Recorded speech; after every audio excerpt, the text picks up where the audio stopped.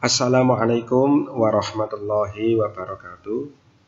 Alhamdulillahirabbil alamin. Allahumma shalli ala sayyidina Muhammad wa ala ali sayyidina Muhammad. Oke, bagaimana kabarnya hari ini?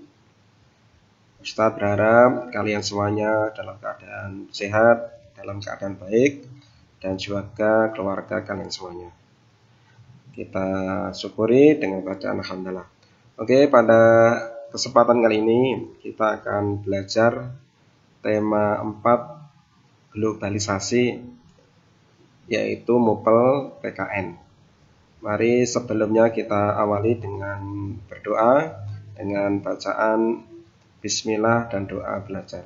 Bismillahirrahmanirrahim. Rabbi zidni ilma warzuqni fahma. Semoga Allah memberikan keberkahan dan memberikan ilmu yang bermanfaat kepada kita semua. Tadi sudah Ustadz sampaikan tema 4 globalisasi MUPEL PKN yang akan kita pelajari bersama saya Ustadz Triyanto. Kompetensi dasar yang akan kita pelajari 3.3 yaitu menelaah keberagaman sosial budaya dan ekonomi masyarakat. 4.3 mengkampanyekan manfaat keanekaragaman sosial budaya dan ekonomi. Sikap terhadap keberagaman kegiatan ekonomi. Setiap manusia memiliki kebutuhan yang berbeda. Perbedaan kebutuhan tersebut menyebabkan beragamnya kegiatan ekonomi di masyarakat. Kegiatan ekonomi adalah suatu kegiatan yang dilakukan oleh manusia untuk memenuhi kebutuhan hidupnya. Berarti hampir semua orang, terutama orang tua, mempunyai kegiatan ekonomi, di mana kegiatan tersebut intinya adalah untuk memenuhi kebutuhan hidupnya. Kegiatan ekonomi dibagi menjadi 3, ya, kegiatan produksi, kegiatan distribusi, kegiatan konsumsi.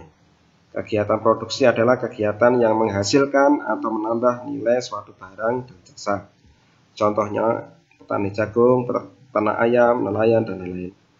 Sedangkan kegiatan distribusi yaitu kegiatan menyalurkan barang atau jasa dari produsen ke konsumen. Contohnya pengantar barang atau kurir, pedagang telur, agen, dan lain sebagainya. Sedangkan kegiatan konsumsi yaitu kegiatan menggunakan atau menghabiskan barang atau jasa. Contohnya pembeli makanan dan minuman, membaca buku, pengendara sepeda, dan lain-lain. Nah, sikap yang harus kita terapkan dalam keberagaman ekonomi. Yang pertama, saling menghargai dan menghormati antar pelaku kegiatan ekonomi. Tidak boleh saling merendahkan.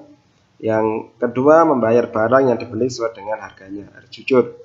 Bermain dengan teman tanpa membedakan kegiatan ekonomi yang dilakukan oleh orang tuanya. Yang keempat, memuji barang yang dihasilkan oleh pelaku kegiatan ekonomi lain. Kalau baik silahkan kita puji, kalau misalnya ada cacat bisa dikasih saran atau masukan. Yang kelima, bangga menggunakan barang buatan dalam negeri.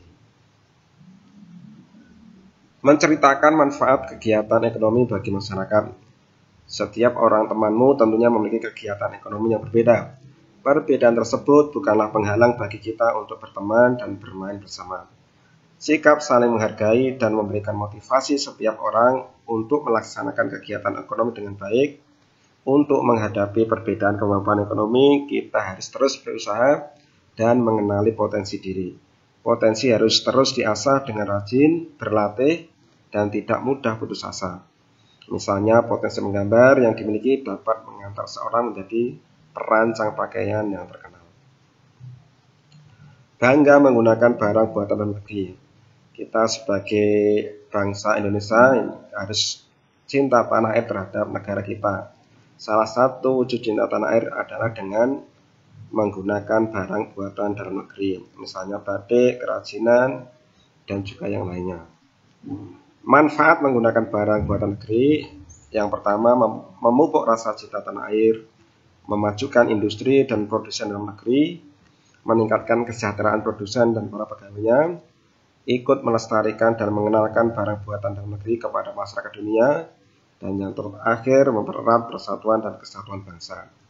Tindakan cinta terhadap barang buatan Indonesia dalam negeri bisa kita lakukan Misalnya lebih senang membeli barang buatan Indonesia, mengurangi penggunaan barang asing, mengenalkan barang buatan Indonesia ke masyarakat asing, memberikan penghargaan terhadap barang buatan Indonesia.